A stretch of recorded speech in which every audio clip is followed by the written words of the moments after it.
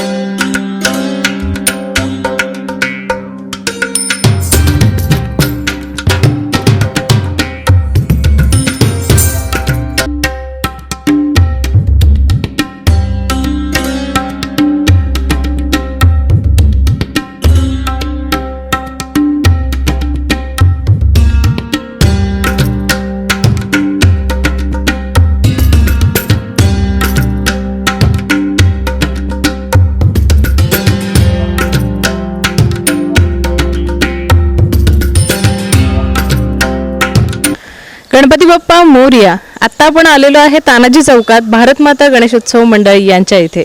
माझ्या मागे तुम्हाला मूर्ती तर खूप छान दिसतच असेल, तर त्याच मूर्तीचं वेगळेपण आपण जाणून घेऊयात। आपल्याकडे गणेशोत्सव मंडळाचे सर्व सभासद आलेले आहेत। नमस्कार। नमस्कार। मला सांगा, यंदाची जी तुम्ही मूर्ती बसवलेली आहे त्याचं वेगळेपण काय आहे? दरवर्षीप्रमाणे आम्ही सातत्याने 12 वर्ष झाले बेळगाववरून गणपती घेऊन येतो आणि आकर्षक असे गणपती आम्ही देखावे करतो इथे। आणि यावर्षी आम्ही नाविन्यपूर्ण वीरभद्र रूपामध्ये गणेश मूर्ती घेऊन आलेलो आहे नागरिकांच्या देखाव्यासाठी। आणि मिरज तालुक्यासह पूर्ण मिरज पूर्व भागातील गावातील भक्तजन पण आपल्या इथे गर्दी करतात गणपती मूर्तीचं देखावा बघण्यासाठी। आणि अशा प्रकारे आम्ही हे गणेश उत्सव साजरा करतो। त्याचप्रमाणे आम्ही सामाजिक दृष्ट्याने रक्तदान शिबिर, पुन्हा आय चेकअप वगैरे या गोष्टी आम्ही सामाजिक देण म्हणून एक आम्ही मंडळातर्फे आम्ही देत असतो। आणि या प्रकारे आम्ही गणेश उत्सव साजरा करतो। या मंडळाला किती वर्ष झाली आणि आता हे कितवं वर्ष चालू आहे? साधारण ह्या आम्ही 41 वर्ष झालेले आहेत आमचा गणेश उत्सव साजरा करतोय। आणि स्थापनेपासून 41 वर्ष झाले गणेश उत्सव अशाच उत्साहाने आणि मोठ्या दिमाखाने आम्ही साजरा करत असतो। नक्कीच। काय वैशिष्ट्य सांगाल तुमच्या मंडळाचं? वैशिष्ट्य म्हणजे सर्वजण आम्ही एकत्र असतो नेहमी आणि सातत्याने एक समाजाचे देण म्हणून आम्ही त्याप्रमाणे आम्ही एक समाजाला काहीतरी बोध आणि त्याचप्रमाणे गणेश उत्सव हा एक निमित्त असूनच आम्ही त्यातून समाजासाठी जे काही करतो ते आम्ही ते देत असतो। परत आमचे संस्था पण आहेत, त्या संस्थेत आमचे लोक आहेत, गणेशदादा कोळसे असतील, ते काम करतात जेणेकरून समाजाला आपण एक काहीतरी देण्यासाठी आपण भाग घेत असतो नेहमी।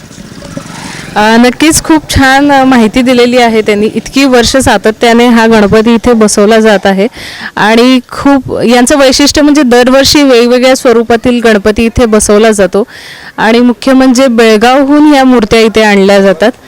तुम्हाला दिसतच असेल वीरभद्र रूपातली ही मूर्ती आहे। अशा आणि भरपूर वेगवेगळ्या नवनवीन मूर्त्या आपण बघणारच आहोत। आमच्यासोबत असेच बनून राहा। धन्यवाद।